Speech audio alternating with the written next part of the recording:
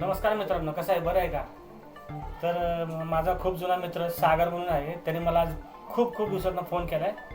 त्याने मला भेटायला बोलवलं धनकवडीमध्ये. चला तर मग निघूया आपल्या मित्राला भेटायला, म्हणजे माझ्या मित्राला भेटायला. चला.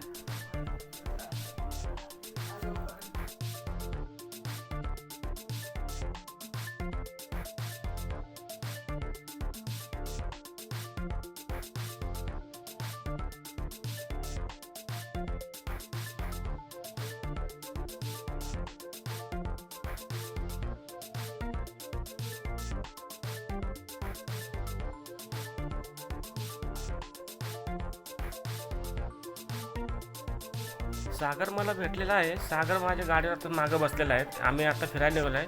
आम्हाला त्याच्या घरापाशी त्याची ओळख करून देता आली नाही, कारण की खूप रश होता तिथं. त्यामुळे तर आम्हाला ते शूटिंग करता आलं नाही. तुम्हाला मी आता जिथं डेस्टिनेशनवर चालले फिरायला, तिथं उतरलो की तुम्हाला त्याची ओळख करून देतो. चला तर मग बघूया.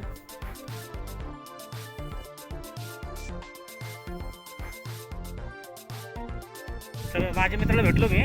त्याला घरापाशी तुम्हाला त्याची ओळख करून दिली असते, पण त्याच्या घरात शूट करायचं जमलं नाही मला. म्हणून मी तुम्हाला आता जिथं आलो आहे, ज्या ठिकाणी आम्ही फिरायला आलो त्या ठिकाणी तुम्हाला दाखवतो. बघा, हा तो माझा मित्र सागर.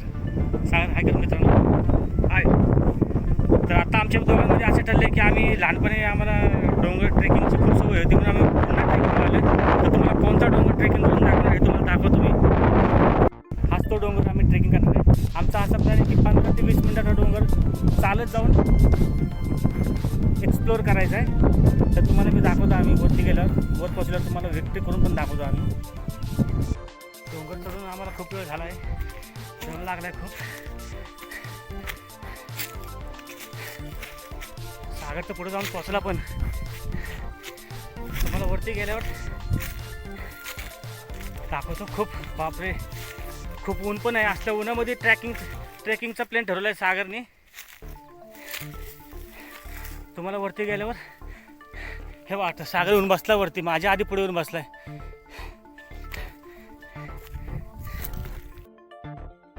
मित्रांनो, राजू आमचा लहानपणीचा मित्र. आणि असं बऱ्याच वेळा होतं की राजू म्हणत असतो ट्रेकिंगला जावं आणि मी नको म्हणतो. पण आज मलाच जावं वाटलं, त्यामुळे मी म्हटलं राजूला फोन केला सकाळी. म्हटलं राजू आज जाऊयाच.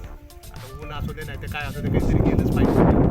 ट्रेकिंग केलं तर जरा थोडं शरीर पण थोडंसं फिट राहतं. सागर, तुझ्या अशा सरप्राईजमुळेच मला आश्चर्य वाटतं. आणि तू माझ्या लहानपणीपासूनचा माझा खूप छान मित्र आहेस. त्यामुळे तू मला फोन केल्यामुळे थँक्यू. धन्यवाद. नाही, तू दरवेळी मी तुझ्या विनंतीला मान देतो. आज तू माझ्या विनंतीला मान दिला, त्याबद्दल तुझे पण धन्यवाद. ओके, ठीक आहे. तर आपण पुढचा प्रवास सुरू करूया. ओके. करताना आम्हाला असं लक्षात आलं की ह्या डोंगरामध्ये पूर्णपणे काळीमानीची झाडं आहेत. खूप अशी काळीमानी, पूर्ण जंगल हे काळीमानी झाडांनी भरलेलं आहे. तुम्हाला जर दाखवायचं असेल तर मी तुम्हाला दाखवतो. पण काय माहिती आहे का,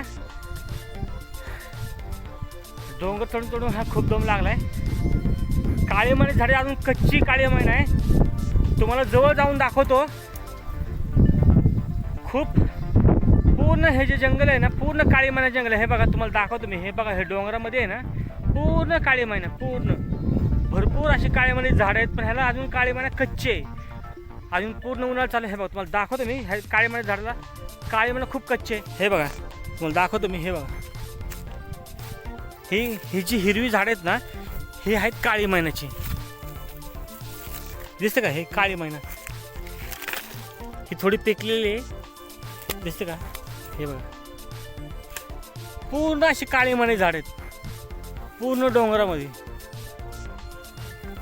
काळी मैना तुम्ही कधी खाल्ली का? खाल्ली नसेल तर मला कमेंटमध्ये सांगा. तुम्ही कधीच काळी मैना खाल्ली नाही. काळी मैना म्हणजे डोंगरामध्ये येणारे जे हे असतं ना, रानफळ. हे रानफळ आहे. हे बघा, तुम्हाला दाखवतो. हे बघा, 3. हे बघा, हे काढलं. हे का, हे जे काळे असते बघा, काळी मैना. ही कच्ची आहे, ही पिकलेली आहे. ही काळी मैना आहे, पांढरं दूध सारखं येतं. हे झाडाचे तोडलेले मी काळे मैना आहे. पूर्ण पिकलेलं नाही, थोडीफार कच्ची आहे. पण मी तुम्हाला हे खाऊन दाखवू शकतो. हे बघा, काळे मैना. तुम्ही कधी खाल्ली आहे का? मला सांगा कमेंटमध्ये. कधी खाल्ली ना? आंबट गोड आहे.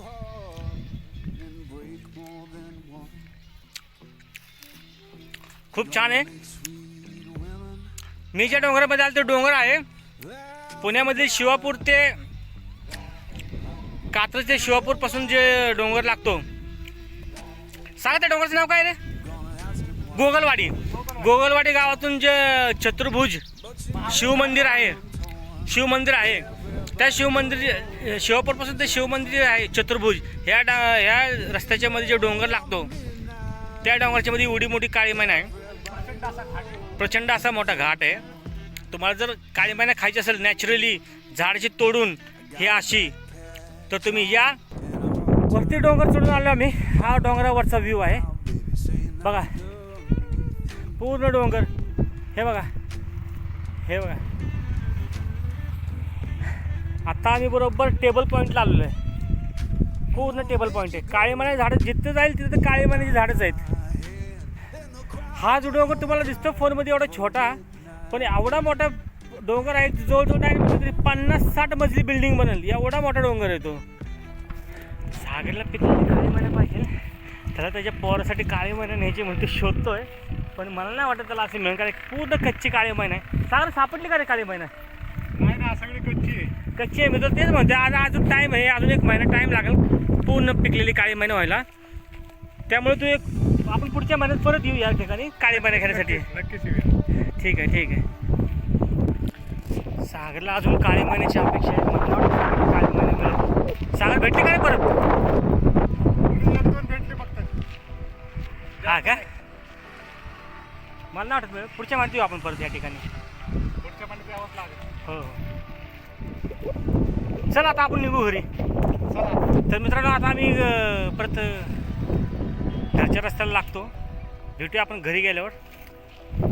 आमच्या घरी जायचं ठरलं आहे तरी पण सागर आपण काळी मैन्याच्या शोधामध्ये आहे. त्याला काळी मैना एवढी पाहिजे की त्याला मुलासाठी खायला न्यायची. त्याला असं वाटतं की डोंगरामधली स्वतःहून काढून नेलेली काळी मैना माझ्या पोराला खायला द्यावी असं त्याला वाटतंय. पण काळी मैना एवढी कच्ची आहे 1-2 ठिकाणीच फक्त पिकलेली. 2-4 काढायचा प्रयत्न करतो. 2-3 दिवसापूर्वी जो ट्रेनचा ॲक्सिडेंट झाला होता नवले ब्रिजवर कात्रजच्या नवले ब्रिजवर हीच ती क्रेन आहे. केवढी भव्य अशी क्रेन आहे. तुम्हाला मी याचा फोटो ना उजव्या साईडला दाखवतो. हे बघा केवढी क्रेन आहे. हीच ती क्रेन आहे जिचा ॲक्सिडेंट झाला होता आणि इंस्टाग्राम यूट्यूबला फेमस झाला होता. सागर ती मागची क्रेन खूप भयानक होती. तिचा ॲक्सिडेंट खूप व्हायरल झाला. तर तू बघितला असेल तो व्हिडिओ. काय करत मी पाहिला होतास ना. तर आपल्याला बघायला भेटली ती क्रेन. नक्कीच.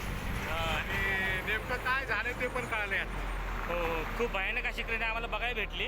आणि तुम्हाला माहिती आहे आम्ही फिरायला आलो होतो. जातानाच आम्हाला नवले ब्रिजच्या रस्त्यावर दिसली. सागरला त्याच्या घरापाशी सोडून त्याचा निरोप घेतला आणि मी पण माझ्या परतीच्या मार्गाला लागलो. घराकडे निघालो. तर मित्रांनो कसा वाटला आज आमचा व्हिडिओ? तर व्हिडिओ आवडल्यास लाईक करा, शेअर करा, सबस्क्राईब करायला विसरू नका. आणि पुन्हा भेटूया आपल्या व्हिडिओमध्ये. राजू एक मराठी ब्लॉगर.